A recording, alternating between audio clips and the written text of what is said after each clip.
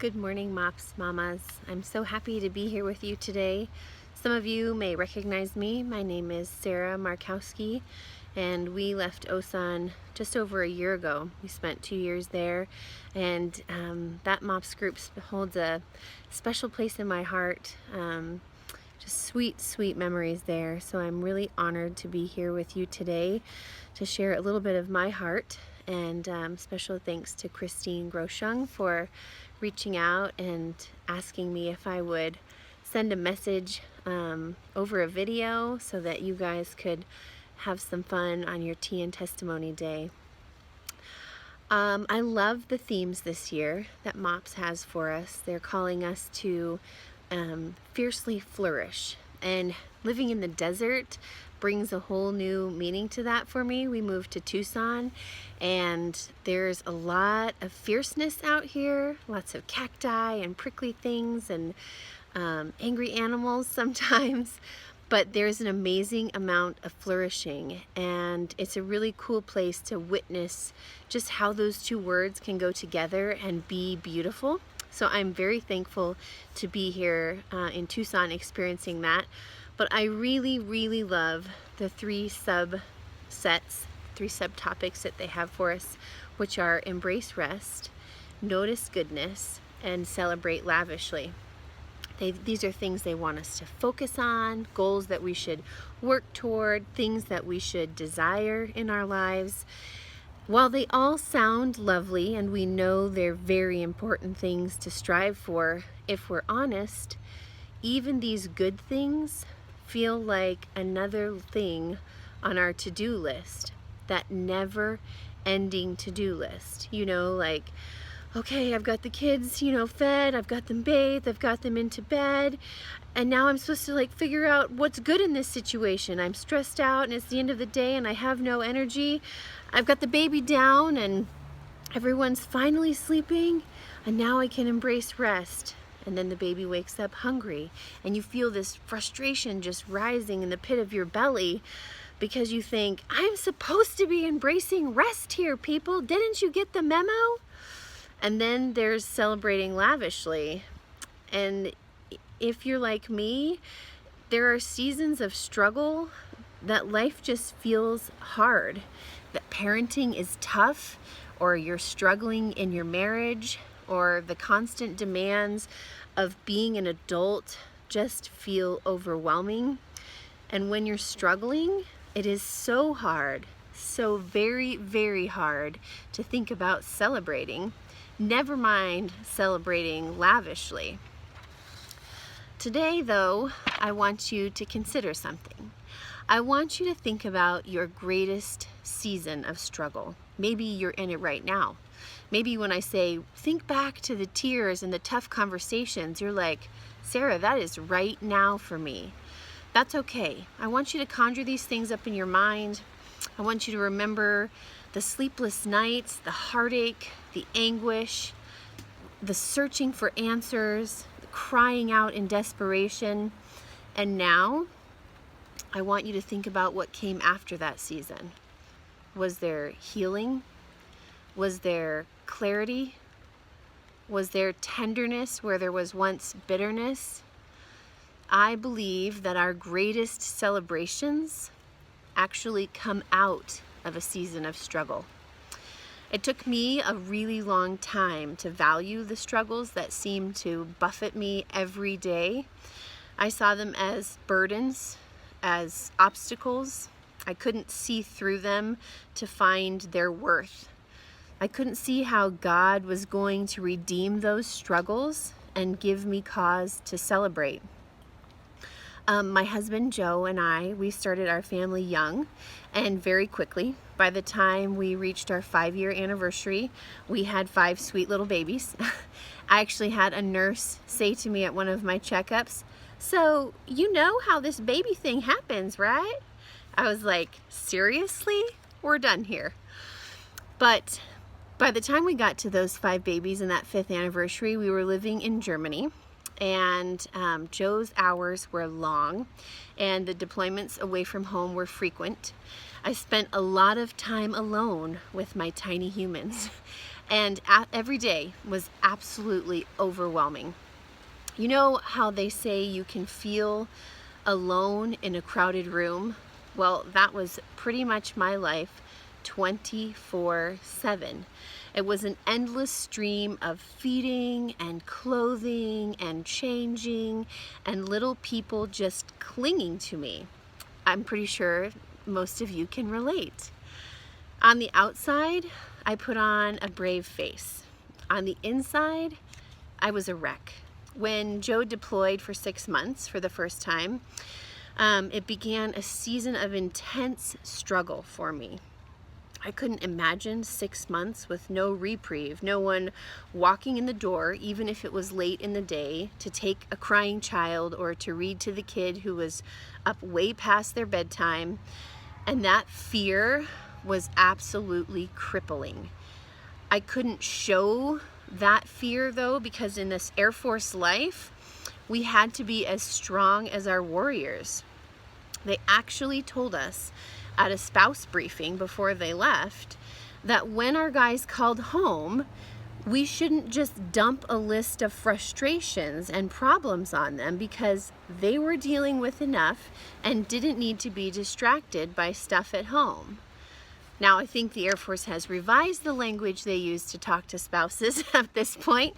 I think it's probably better, but that was a really hard thing for me to hear because that meant I couldn't talk to my husband about my life because my life was frustrations and anxious days and hard things and to hear from the Air Force that was too much of a burden was a really, really difficult thing.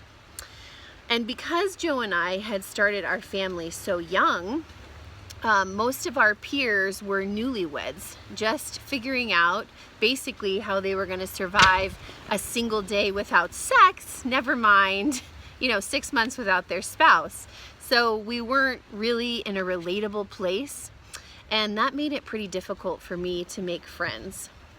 So here I was in this little German town, and the friendship thing wasn't working out so well. I didn't have any friends nearby. My husband was thousands of miles away in one direction, and my family was thousands of miles away in the other direction. And I was convinced that they should have just issued me a straitjacket when he left because I was pretty sure that these 6 months were going to push me over the edge. Those first few weeks are a total blur. I think that God put those memories in the same box as labor pains and house training a puppy, because these are things that lead to beautiful gifts, but they are not the memories that we want to dwell on, for sure. Most days I felt like I was herding cats. Minutes, hours, days went by, but I could not figure out what I was actually accomplishing. The house was always cluttered, the dishes were always dirty, and the laundry was always in piles. My mom, bless her heart, came to visit me about halfway through the deployment and discovered me in a total tailspin. There were too many kids, there were too many needs, too many chores, too many hours in the day that someone needed me, and not enough mom to go around. Of course, she kicked it into fix-it mode and spent a couple of weeks getting caught up on laundry and taking the kids on a walk so that I could do novel things like shower. And she made meals and put them in the freezer for me so that dinner wasn't so overwhelming. But then as she was getting ready to leave, she sat me down and she said, "Sarah, you need help. You cannot do this on your own. I am not leaving this country until we have a solution." Of course, in my mind, I was like, well, perfect. Then I won't find a solution and you won't ever have to leave. Winning! Of course, I knew that wasn't realistic, and I knew that my dad wanted his wife back, so I had to pull up my big girl panties and start to evaluate really what would be most helpful. I knew that the only person who could parent and love my kids the way that they needed was me. which meant if parenting and loving was my priority, that I had to find someone else to help me do other things. This was not an easy process. I first had to humble myself and admit that I couldn't do it all alone. And then I had to get to a place where I was willing to pay money, like place monetary value on my effort. How much was I willing to pay? How much was my health and my sanity really worth? There is nothing harder than to pay someone for something you know how to do. I felt like a failure, like I was squandering our money, like I should have been more organized, like I should have been more disciplined, and that I should have been more dedicated to a routine. After much crying and gnashing of teeth, I finally decided that the solution probably was to hire a housekeeper. So I hired a housekeeper once a week, and to soften the blow and probably to make sure I followed through with it, my mom paid for the first month. So by the time, the first month was over, I was hooked, of course. My housekeeper's name was Anya. She came on Wednesdays for about 6 hours and just cleaned the house from top to bottom. It cost me about $80 a week. She was an angel. Wednesdays soon became my favorite day of the week, as you can imagine. But it was a real struggle for me to prioritize my health and my well-being over money in the bank. Hiring Anya was a pivotal moment in my mothering journey because I started to understand that absolutely everything had a cost. Every decision would cost me time or energy or effort or emotion or money, and some decisions cost me all of them. At this junction in my life, I had very little of any of them, but it was more important to preserve my time and my emotional stability than it was to have a few dollars in the bank. And I had no idea what a difference a little help would make in my life. The space that was created by relinquishing those deep cleaning chores to someone else allowed me to find balance again. I could look at my kids in my house and not see a to-do list. I could lay down on the floor and play trucks without thinking, I should really probably vacuum up this dog hair first. I could put my kids in the tub at the end of a busy day and not wonder when the last time I cleaned it out was. And when the snacks fell on the floor, I just let them eat them off the floor, figuring, well, the floor was mopped just a few days ago. It's no big deal. Don't judge me. You get very relaxed after you have your third kid. But just being real with you, that season of struggle was tough. There were days that I wondered if I would live to tell the tale. And I often cried out, searching for meaning in the struggle. The struggle is real. I know you guys know that, and it is daily, and I know you guys live that. And it can look like a child who bites at playgroup, or it can look like baby weight and body image frustrations, or it can look like months going by without a meaningful connection with your spouse. It looks like bedwetting and thumb sucking that are going on for way too long, or like a years-long adoption process, or like months when you are living paycheck to paycheck trying to make it work. It is a struggle. And in these seasons, we have to make a choice. We choose to put our feet on the ground every day and step out in faith. We have to choose to believe the promises that God makes to us, that He gives us exactly what we need for that day, and that everything, even the struggle in our lives, will be used to accomplish His good plan for us.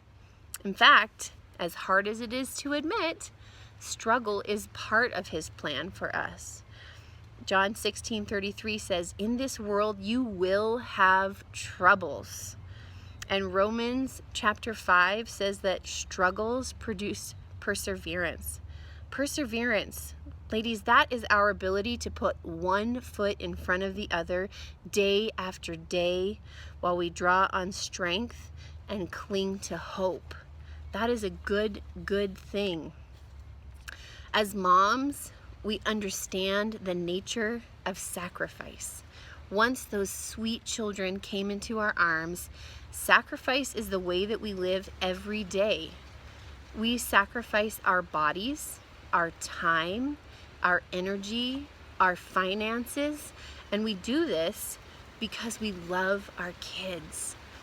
We make sure they are healthy and well-fed and clean and educated, that they get the chance to adventure and discover and experience the world. These are the universal truths of motherhood, regardless of time or location. In fact, we can see a lot of parallels to our own mothering journey if we take a look at Mary, the mother of Jesus. While the circumstances of Mary becoming a mother were obviously very different from ours, her day-to-day responsibilities were very similar. The Hebrew word for mother is actually translated as the mainstay of the home. So Mary would have spent her days cleaning and cooking and changing clothes and teaching her children. Does that sound familiar? And even though we are separated by generations of mothers, we share that same mantle of motherhood. Her task was to raise her children with love, to teach them respect, and to arm them with faith. From the start, Mary's journey as the mother of Jesus was cloaked in an added layer of responsibility. She knew he was the Son of God. She knew from the message the angel brought her that Jesus was going to be the Savior of the world. Even after he was born, people were reminding her of his great calling. When she faithfully followed her Jewish heritage and took him to the temple to be consecrated, she met a man named Simeon. Now Simeon, having been given a message from the Lord, approached Mary and said, "This child is destined to cause the falling and rising of many in Israel, and he's destined to be a sign that will be spoken against, so that the thoughts of many hearts will be revealed." Wow. So here's Mary with this baby who she knows will do remarkable things for God, but she doesn't know how or when.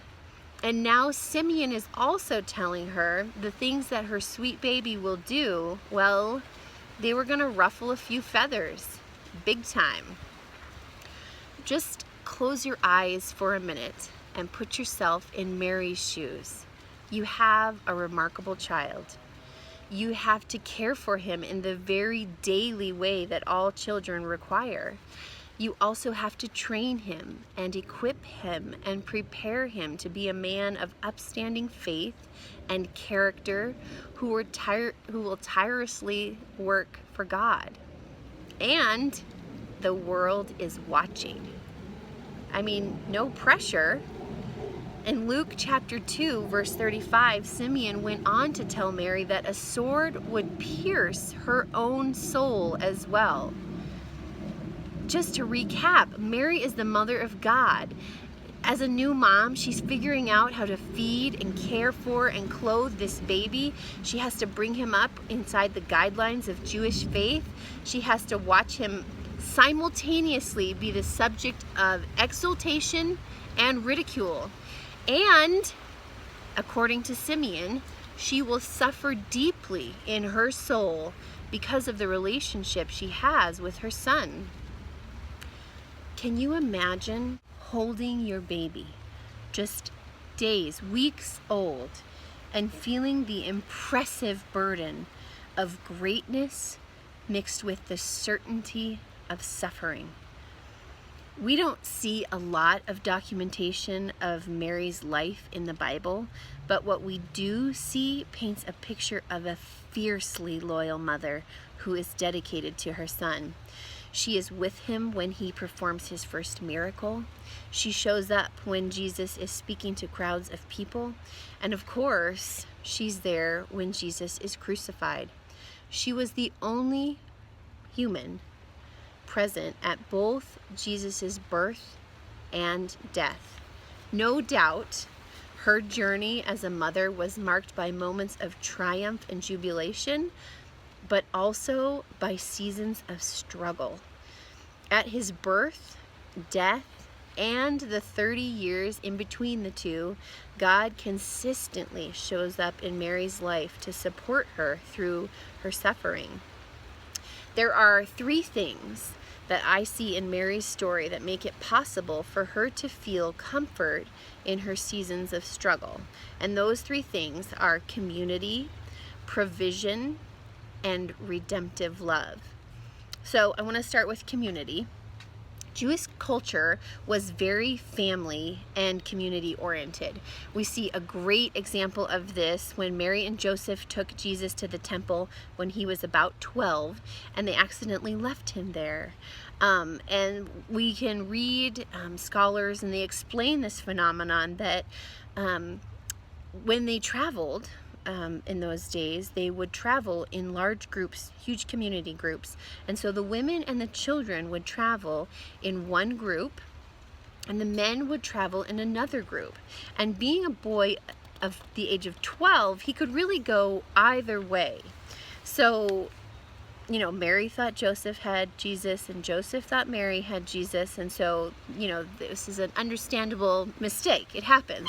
But more to the point was this idea that this entire community made this journey together, supported each other, helped Mary look for Jesus, helped Joseph look for Jesus in the men's group.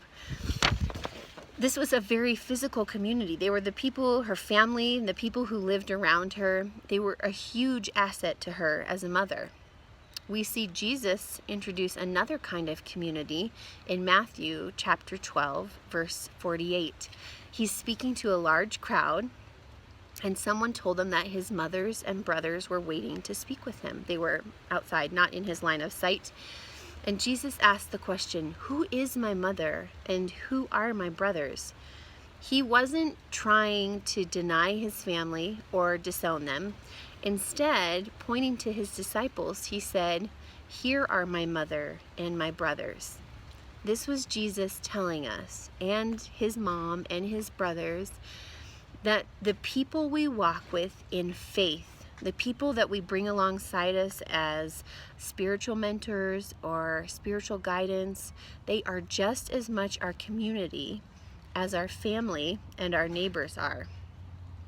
Even though our culture is very different from when Mary was mothering, I think we can find the same value and support from the people around us. As women with very transient lives, we cannot always rely on our family being nearby for a helping hand or a shoulder to cry on. But God is faithful, that even when everything that is familiar feels far away, this network of support emerges. It may be through nannies that we hire, or churches we attend, or squadrons and schools that we are a part of, or mom groups like this one that you join. And suddenly, just like Mary, we are making this journey surrounded by a community that loves us and supports us even when the going gets tough. The second thing that gives Mary strength in her struggle is God's provision. From the beginning of her journey as a mother, God gave Mary exactly what she needed. She needed reassurance about her unexpected and divine pregnancy. He sent an angel with a message of love and encouragement. She needed protection for her child when he was young and Herod was trying to kill him. God sent a message that they had to flee to Egypt to protect Jesus from Herod. She needed comfort as her son lay dying, hanging on the cross. God did an amazing thing in that moment. We see Jesus from the cross establish a new family for her. She was losing her son, and in that moment, Jesus said to her, "Woman, here is your son," pointing to his disciple John. And he turned to John and said, "Here is your mother." God provided for Mary in her greatest moment of struggle. She was watching her son die, and still God's provision covered Mary. I'm sure you've heard the saying that God doesn't give you more than you can handle. I used to believe that was true, but as I've grown older and lived more and have matured in my faith, I think it's false. Because I think we need to recognize that God gives us more than we can handle because He needs us to call on Him. And when you call on Him, He gives you exactly what you need. We cannot store up God's provision like some kind of holy hoarders. In fact, Scripture says He will give us what we need for that day. Nothing more, nothing less. That means just like Mary, we have to constantly seek God and ask for provision. Proverbs 3 tells us that He hears us when we ask for help. Psalm 89 says that He will go with us, He will sustain us, and He will strengthen us. Isaiah 66 says that He will comfort us as a mother comforts her child. These are the promises of provision, and they are as true for us today as they were for Mary. The third, and probably most important thing that God provides for us in a time of struggle is redemptive love. Girls, without His love, nothing works. We are broken vessels. Until we allow God's love, which Mary watched spill from the hands and feet and sides of her son, until we allow that love to cover us, we will struggle in vain. As moms, we sometimes operate like we have everything our kids need. We give so much to them physically and emotionally every day that it's easy to fall into the trap that our provision, our love is what sustains them. I came face to face with my limitations on loving my kids perfectly when we moved to Tucson. It caught me completely by surprise, and it kind of knocked me off my game, to be honest. Like I said, we moved here a year ago from Osan. Life at Osan for us was so easy. It was a small community. Everything was within walking distance. All of the husbands were working all of the time, so there was a lot of community parenting going on. It was almost a dream assignment for me as a spouse because I had never before been so surrounded by acceptance and love in my community. I took for granted how easy it was for me and for my kids. In fact, I didn't realize how easy it was for my kids until I saw how hard Tucson was for them. They were big fish in a small pond when we lived in Korea. And here, they were small fish in an ocean. It was really hard to break through the cliques of kids who had been going to school together since kindergarten, and even harder to be known among your teachers who were juggling huge classes of kids. Add to that the chaos of living in a hotel for a month, and the fact that my husband was gone Monday through Friday for the first 4 months doing some training. I was pretty much in survival mode, just trying to make it day to day. And my oldest son, Seth, who is almost 17, struggled the most. In Korea, he was crowned homecoming duke. He made all the varsity sports teams. He was in National Honor Society. He had a super cute girlfriend who was also his best friend. life was pretty good for him. And then we moved, and it was all gone overnight. Nothing was familiar. There was no one that he knew. School was huge. Sports teams were ultra competitive. For him, we had moved to a literal and figurative desert. Nothing here inspired him. Nothing renewed him. Nothing motivated him. It was tough. I watched as he became lifeless before my eyes. His grades dropped from straight A's to B's and C's. He was doing his homework, but then just throwing it away when he got to school. He didn't care really about making friends. He was questioning his faith, and he spent most of his time plugged into a set of headphones far, far away from us. The breaking point came one night when he was washing dishes. Really, he was just moving soap around on dirty pots and pans, but he was standing there staring out the window while he was doing that, and I kind of nudged him and say, hey buddy, what's up? And he said, without missing a beat and completely deadpan, well, I was just wondering if this life was worth living anymore. And just like that, this sweet man-sized boy, because he's 6'4" now, so he's a man-sized, but he's still a boy. This sweet boy who had taught me so much about myself, he was small and vulnerable and scared and searching. And it broke my heart that taking him into my arms and holding him tight like I could do when he was a baby, that wasn't going to fix this problem. There was no little kiss that was going to make this boo-boo better. As a mom, it was painful, so painful to admit that I did not have everything that my son needed. I needed help understanding that this season wasn't a reflection of my parenting skills. I called friends desperate and broken and crying, and it was so hard to admit that I needed help, that I was facing a situation I didn't have the answers to or the training to handle. There were so many days that I interrupted my friends and my sister and my mom and my mentors with big, ugly tears and all of these messy, messy feelings. I felt needy and inadequate and vulnerable. I was raw and rough around the edges, which it turns out is exactly where I needed to be.